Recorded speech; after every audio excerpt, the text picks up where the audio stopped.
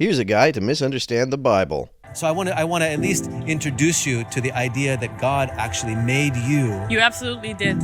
But you, O Bethlehem, Ephrata, who are too little to be among the clans of Judah, from you shall come forth from me one who is to be ruler in Israel, whose coming forth is from old, from ancient days.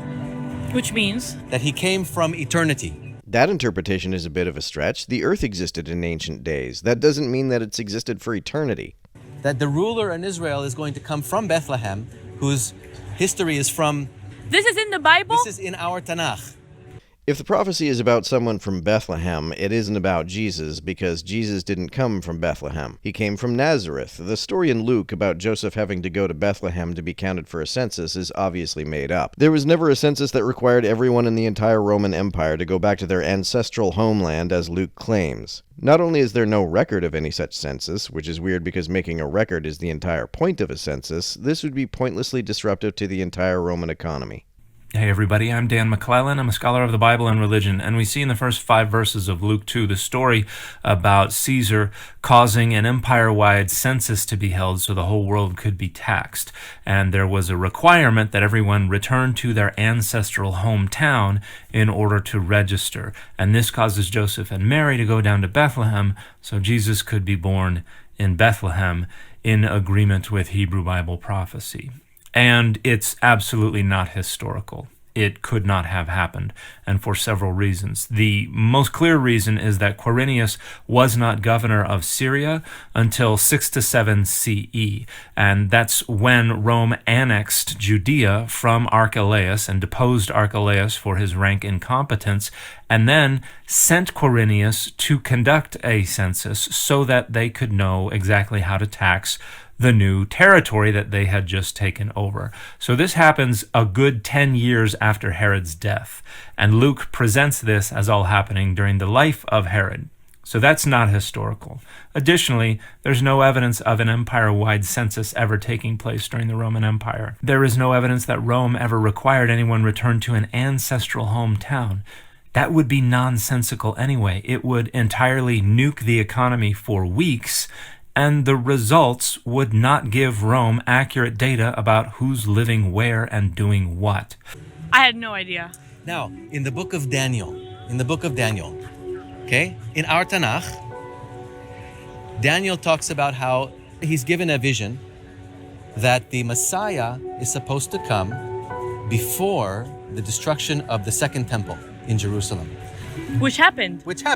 No, it didn't. Jesus does not fit with the prophecy about the Messiah. The Messiah was supposed to institute the kingdom of heaven, which is a Jewish theocracy. That never happened. Jesus may very well have thought that he was the Messiah, but he clearly didn't succeed in accomplishing what the Messiah was prophesied to accomplish. You know, the problem that the early Christians had after Jesus' death is one we've talked about several times on the podcast, which is that they weren't expecting Jesus to die because they thought he was the Messiah, and nobody thought the Messiah was going to suffer and die.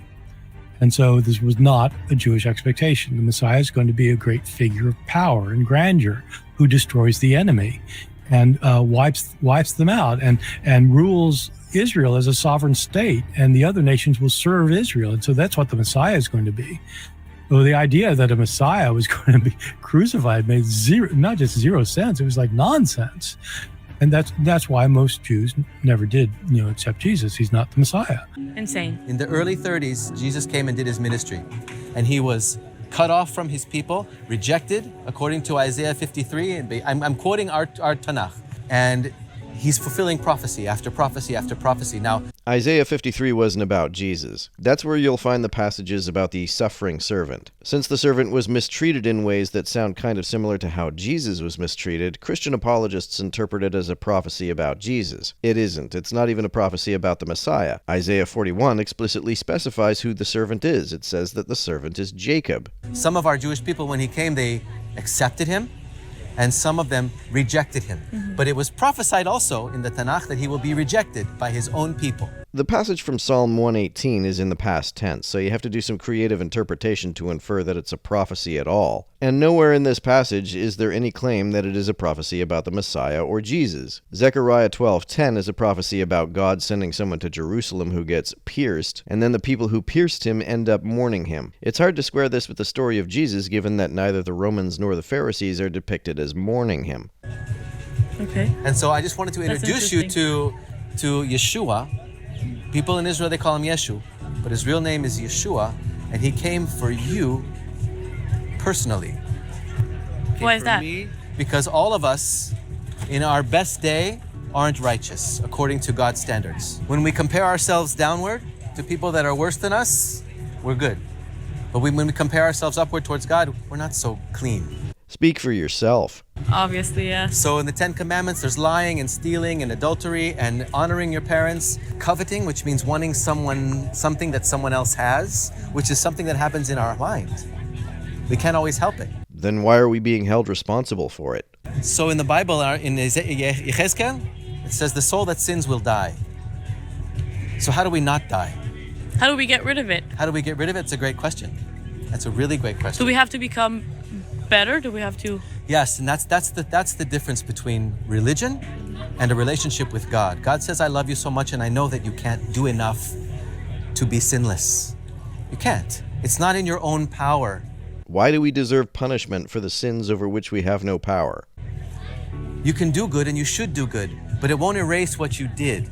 So let me give you an example. Child abuse is always bad, right? Always. So if someone was a child, but then one day they said, okay, I'm finished with that. I'm only going to do good from now on. Does that erase everything? No. The person has to pay. Exactly. And this is justice. I can understand owing restitution for causing avoidable injuries, but why do you owe restitution for coveting something which neither causes any injury nor is under your control? Mm-hmm. And Elohim tzaddik, right? He's just, which means he has to punish sin. He has to. It's not a matter of he wants to, he decided to, he has to. It's his nature. So this all-powerful God does not have the power to abstain from punishing sin? If his goodness is what keeps him from being able to avoid punishing sin, then that's a great illustration of how omnipotence and moral perfection are mutually exclusive. No entity can logically have both. Which also is part of love. Like, deserves judgment, right? For sure. Justice, right? He can't just die and then... Unless he repented and accepted Jesus as his Lord and Savior, right? Where's the justice in that? Do you believe in God existence? I don't.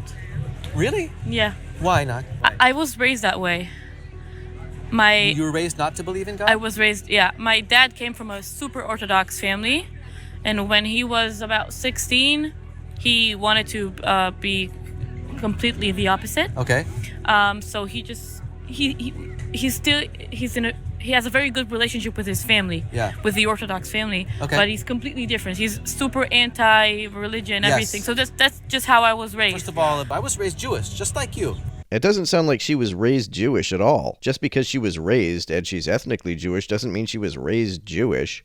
And sometimes when I don't feel his presence and I don't feel him with me, I still have faith that he exists. How else do you explain the beauty of nature and the complexity and design of the world and the human body? And how does this just happen from a rock? Well, I don't believe that all of nature happened from a rock, and I don't believe nature has any design. And it's rich that Christians love to say that atheists believe that humans came from a rock when they believe that humans came from some dust that God blew into. How is that any less absurd than life coming from chemicals that came from a rock? How do you get from a rock?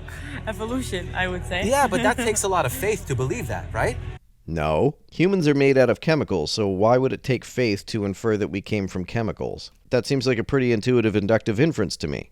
Yeah. How do you get from a rock to human consciousness and love? How do you get there? Via the evolution of the cortex and the limbic system. I believe that we're made in the image of God, that God created us. This is in our Hebrew scriptures. Yeah. That we're made in the image of God. B'Tselem Elohim.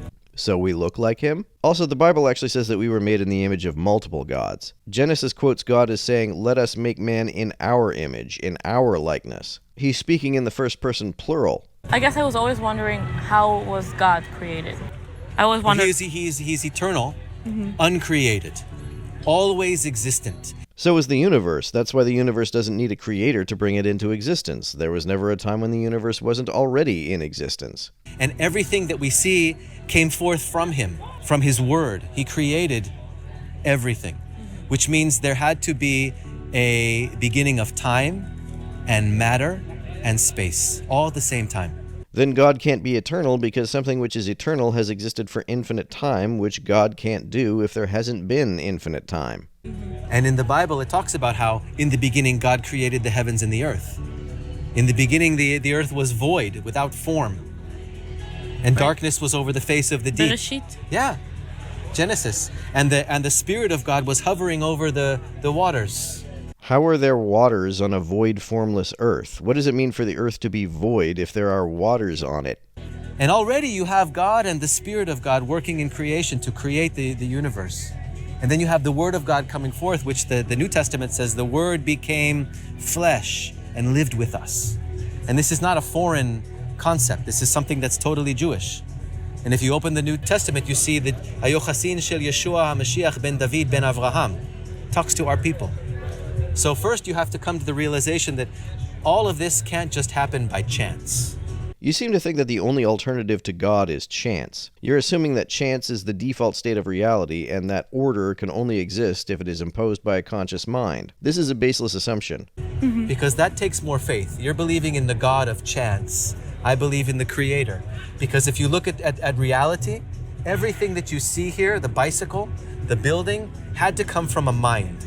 For sure. But everything that we're made of, the tree even, a seed, zera, and our eyeballs are way more complicated than this. What does complicated have to do with anything? Why are you assuming that complication can't be a natural phenomenon? But no creation, no guidance, just random, endless nothing, pointless nothingness. I don't believe that the universe is the way it is because of random nothingness. There was never nothing, and most events are not random. There are consistent regularities in how things behave, and there's no reason to infer that this can only be the case if a God made it that way. And here we are, this beautiful. So I want to at least introduce you to the idea that God actually made you. You absolutely did. Is she a plant, or is she just really credulous? Made you into a person unique, special, and that he has a plan for your life. And you don't have to live with this kind of concept of hopelessness, like, what does it really matter? Why would God really matter? If there is a God, why should I care? See, the atheist would say, it's just as fair to say, don't do good, then do good. It's just as right. I'm an atheist, and I don't say that. Doing things that I find to be good is how I define right. You may not think it's right for you not to do good, but for someone else, it's right for them. So live and let live, right? Mm-hmm. That doesn't follow. If I can't tolerate someone else's behavior, I'm not going to, regardless of whether it's right for them. But if there really is a God that cares about you, that loves humanity, that loves us, then we should rejoice in the fact that actually God does love us. Why? Why should I care? But he gave us a free will. You know what free will is? Yeah. We can choose to do whatever we want. We can say yes to him. We can also say no to him, just like our parents. Mm-hmm. That's why the 5th commandment in the 10 commandments is to honor your mother and father. Yeah. So your parents let you do whatever you want? They didn't punish you for anything? If they did, then you weren't really free to make your own decisions, were you? It's nonsensical to say that you're free to make choices that result in punishment. That's not what freedom is. But we can say no to them. I don't respect you. You gave your body for me. You gave your life for me. You raised me. But I don't love you. I'm going to do my own thing. It's a sign of disrespect. No, you don't owe love to anyone. Simply not loving someone is not disrespect. Simply not obeying someone's commands is not disrespect. A lot of the time, it's having self-respect. You should do your own thing, but not against them. And God gave us life, and he gave us beauty, he gave us hope, and he gave us the free will to choose him or reject him. And so why we do what we do is because we want people to not only accept God and his love, because he has a plan for your life, Meidan. He has a plan for your life, but he also died for you.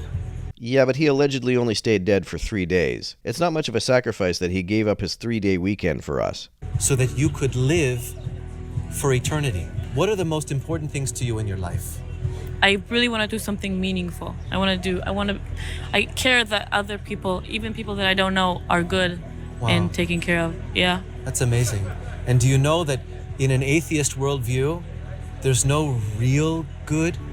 If by real good you mean objective good, then there's no such thing in a theist worldview either. Even if a God exists and dictates morality to us, God is a subject, not an object, and there's no objective, non-circular reason why we ought to follow his commandments. Maybe, It's just really? subjective. I It's didn't just know. subjective. Well, you have to have some sort of moral standard yeah, definitely. that's outside of us to judge by. Yeah. And what non-circular reason is there for that standard to be God? And all we have to do is open our heart to him. And what you can do is you can go and ask God, is this true? Show me who you are. I haven't believed in you for so long, but I know you're real. I know it. What does that mean? How do you know God is real if you don't believe in him?